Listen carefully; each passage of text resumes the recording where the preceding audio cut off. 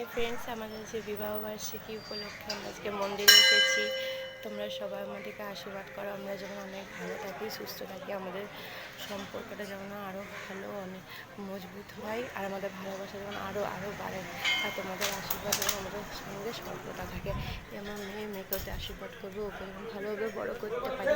আমাদের এখানে কালী মন্দির আছে।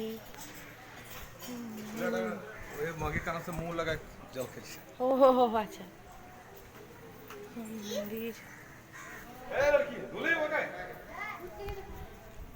আম্বাবতী ছাড়েনি, তো ওই জন্য মন্দিরের গেট বন্ধ আছে। নটার পর মানে আম্বাবতী ছাড়বে, তারপরে মন্দিরের গেট খুলবে। এখন বন্ধ আছে মন্দিরের গেট। তোমরা সবাই কি করছো?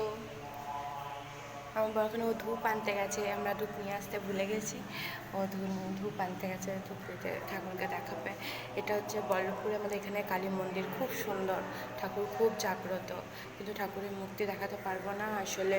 যে বললাম আম্বাবতী এখন চলছে, গেট বন্ধ আছে, ঠাকুরের মুখ ঢাকা আছে। আম্বাবতী ছাড়বে, তারপর আমরা দেখাবো।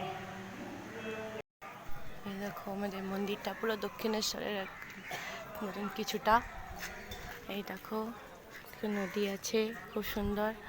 আমরা আজকে পুজো করতে এসেছি।